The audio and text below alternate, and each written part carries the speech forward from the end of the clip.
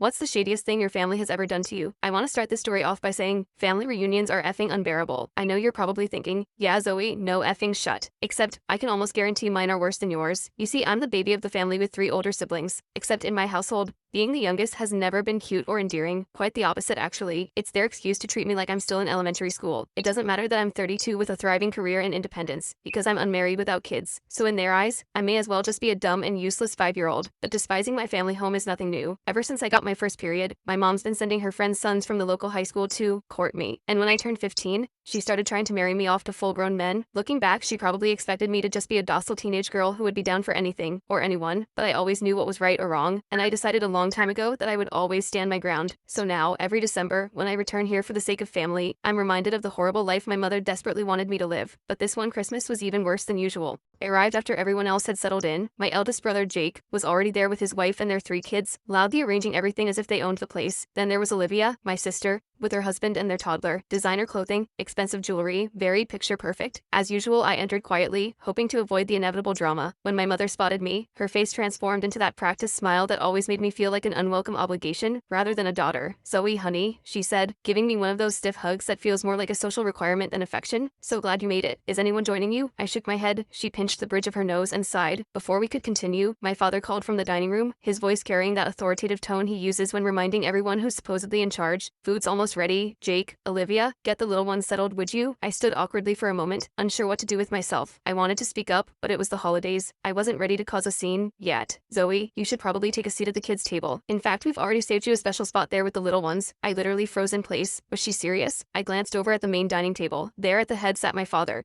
looking smugly content, surrounded by my married and therefore superior siblings. No room had been made for me. I felt that familiar ache, the one that surfaces whenever they make it clear I don't measure up in their eyes. This wasn't just some passing comment or sideways glance. This was deliberate exclusion. I forced a smile that didn't reach my eyes. "Sure, Mom, thanks," I managed, keeping my voice steady. She smiled back, but there was something in her expression that revealed she either didn't notice or didn't care about my feelings. This was all about maintaining appearances, ensuring their holiday looked perfect on the surface. Without another word, I walked over to the kids' table, my heart beating faster with every step. I hadn't expected special treatment, but for just a moment, I foolishly hoped they might treat me like the adult I am. That's when everything crystallized. This wasn't just about table assignments. This wasn't about holiday traditions or family togetherness. They weren't even trying to hide it anymore. And in that moment, something inside me snapped. I stood up quietly, the weight of years of this treatment pressing down on me. I didn't need to shout or create a scene. I simply grabbed my coat, slung my purse over my shoulder, and walked directly toward the front door. "Zoe, where are you going?" my mom asked, her tone more irritated than concerned. I didn't turn around. "Leaving?" I said coldly. "Enjoy your dinner." The door closed firmly behind me. The winter air hit my face like a slap, but in a good way. I drove around aimlessly for what seemed like hours, and eventually pulled into a 24-hour diner where I slid into a booth by myself. I ordered a hot chocolate, my hands still trembling slightly from adrenaline. Suddenly, the table started shaking. I realized it was because of how hard my phone was erupting with notifications, messages, missed calls, the whole 9 yards. I glanced at the screen. For once, I was in control, and I wasn't going to let it go to waste. They had absolutely no idea what was coming next. Everyone was reaching out. Jake, Olivia, even my dad, all calling and texting frantically, but the one that caught my attention was from my mother. "Where are you? We need to talk." "This isn't funny, Zoe." I felt a sardonic smile form on my lips, the kind that had been building all evening. I wasn't about to respond though, not yet. I set my phone face down and sipped my drink, watching the steam curl upward. What would my next move be? That was the question, and believe me, they weren't going to like the answer. I sat in that diner for what felt like forever, my phone buzzing incessantly. The messages grew increasingly desperate, each trying to manipulate me back into their game. Jake messaged first. "Zoe, this isn't cute. Where the hell are you?" Followed by Olivia. "Mom is freaking out. Please just come back." Then my father. "Stop acting childish. Get back here now." I didn't respond to any of them. I didn't owe them explanations. They'd made their choice when they treated me like some second-tier family member at their precious holiday dinner. All I wanted was basic respect as an adult, but instead, they decided I belonged with the kindergartners. After about an hour, I finally picked up my phone again to scan through the messages. The tone was shifting, like they were starting to realize I wasn't going to just cave in this time. Then, my mother's text appeared, making my stomach clench. "Zoe, I don't understand why you're making such a scene. Your siblings are worried, and you're ruining Christmas for everyone. Stop making everything about you. You're being selfish." I stared at those words, feeling another wave of anger rise. Selfish? They were the selfish ones. The entire evening had been about their image, their expectations. I had been nothing but a prop in their perfect family fantasy. Yet somehow I was the problem. I honestly didn't know whether to laugh or scream. Instead, I just hit the block button on her number. I wasn't going to let her guilt me into submission. Not this time. I took a deep breath, centering myself. This wasn't just an impulsive reaction. I had a plan forming. Every single one of them had wronged me.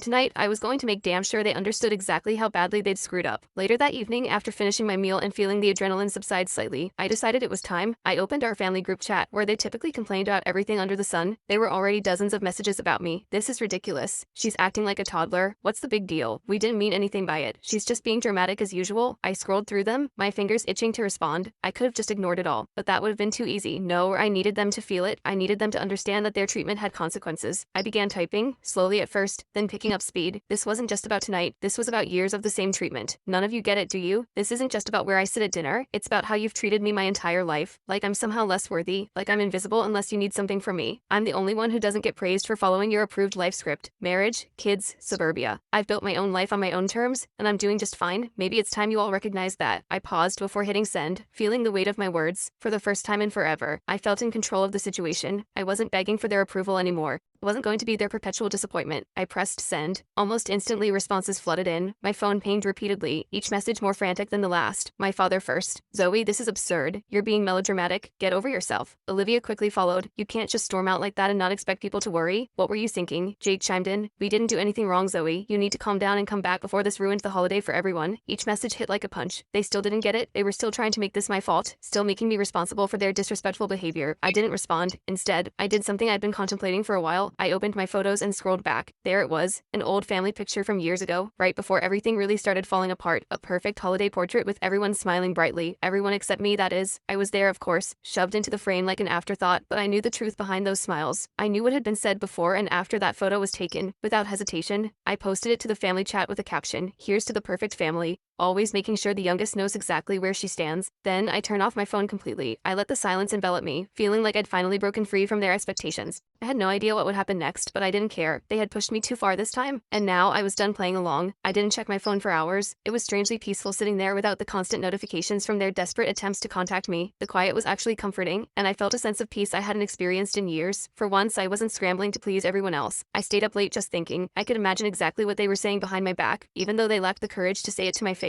Jake especially probably thought I was overreacting, writing me off as the family drama queen again, but I wasn't. I was finished playing the role they'd assigned me, and if they couldn't understand that, they could deal with the fallout themselves. Eventually, I plugged in my phone to charge and reluctantly checked it again. The notifications were overwhelming, dozens of missed calls, texts ranging from angry to pleading, all with an underlying current of frustration. I scrolled through them all, reading with a grim satisfaction. They were unraveling, and I wasn't going to make it easy for them to put everything back in its neat little box. My mother's text was the longest. "I don't understand what's gotten into you, Zoe. You're making this about us when it's really about your attitude. You can't just abandon your family like this. You're tearing us apart. You've come back. The holiday is ruined without you. This isn't who you are." There it was, the classic guilt trip, the attempt to twist everything so that I was the villain. They always did this, made me feel like I was causing problems just by wanting basic respect as an adult. Then, my father's message, "This is immature. We need to discuss this when you've calmed down." And predictably, Jake, if you thought walking out of dinner would make some grand statement, you're wrong. You're making everything worse. You owe everyone an apology. An apology? For what? For standing up for myself for once? For demanding to be treated as an equal in a family that only valued me when it was convenient? Absolutely not. But then, there was Olivia's message. It was different from the others. It wasn't angry or demanding. It was almost understanding. "Zoe, I know you're upset, and I get why, but this isn't the way to fix things. You're my sister, and I love you, but you're pushing everyone away. Please just come back. We can talk about this. It's the holidays, for crying out loud." I stared at her words for a long time. Olivia and I had always been closer. She used to defend me when the others ganged up on me as kids, but now I wasn't sure if I could trust her anymore. Not after she'd silently allowed this treatment to continue, even when she knew it was wrong. I took a deep breath, my thumb hovering over the screen.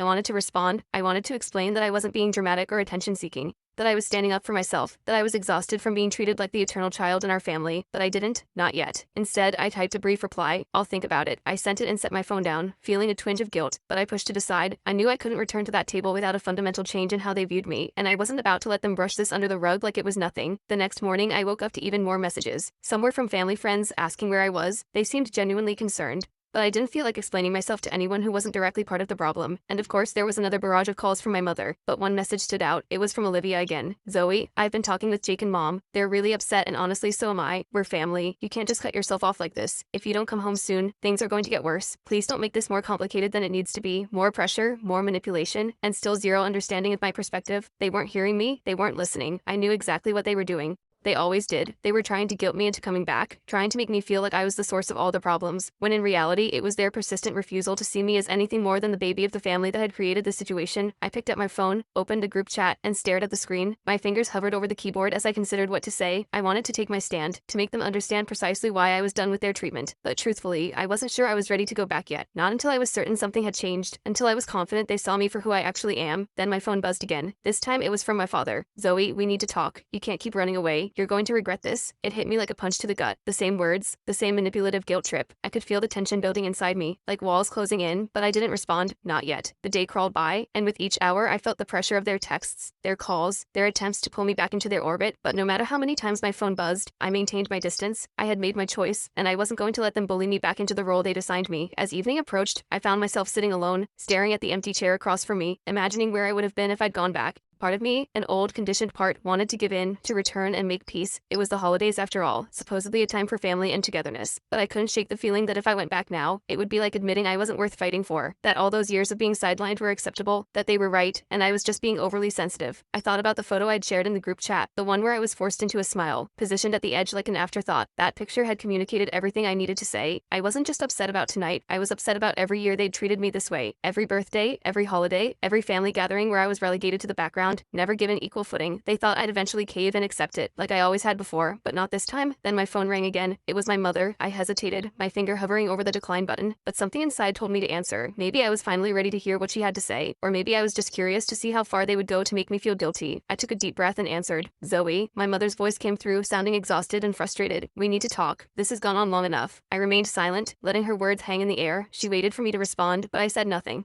"Look," she continued, "we're family. You're making this more complicated than it needs to be. I don't know what's gotten into you, but you're pushing everyone away. Your father is upset. Jake is upset. Olivia's." She paused, clearly choosing her words. "I'm upset, Zoe." I nearly laughed out loud. They were upset after everything they'd put me through. They had the audacity to claim they were the injured parties. I could feel my old anger rising, but I swallowed it down, not wanting to let her see how much she still affected me. "I'm not pushing anyone away, Mom," I said, my voice calm but firm. "I'm just not playing along anymore. I'm not going to sit at the kids' table, be treated like I'm invisible, and pretend everything's fine." She was quiet for a moment. I could almost hear her processing my words, trying to figure out how to redirect the conversation back into a guilt trip. "You can't just walk out on family like this. Your father worked hard to make the holiday special. Everyone is here. It's not just about you." "No, it's about how you see me," I replied. "It's about how I've spent my entire life trying to fit into the box you all created for me, but none of you ever really saw me, did you? You didn't want me as an adult, Mom. You wanted me to stay your little girl forever. And tonight was the final straw." She was silent again, and I could tell my words were finally registering. For the first time, she was actually hearing what I was saying. It wasn't just about seating arrangements, it was about how I'd been treated my entire life. "I'm sorry, Zoe," she said finally, but her voice was uncertain, hesitant. "I didn't realize you felt that way." "Yeah, well, it took me a long time to recognize it too," I replied, my voice softening slightly, "but I'm done pretending." There was a long pause, and I could feel the tension even over the phone. For the first time in forever, I felt like I was finally being heard, like I had some control over my place in this family, and it felt good. It felt empowering. "Finally," she sighed, "I understand. I really do, but I'm still your mother, and I just want us to be a family again." I let her words hang in the air for a moment. There was a time when I would have rushed back to them, desperate to smooth things over, but I wasn't that person anymore. I had learned the hard way that they would never change unless I forced them to see me as an equal. "I'll think about it," I said, repeating my earlier response. But this time it meant something different. It wasn't about giving in. It was about taking my time. It was about them realizing that I wasn't just an afterthought, that I wasn't going to let them pull me back into their toxic dynamic without real change. "All right," my mother said softly. "I hope you'll come back soon.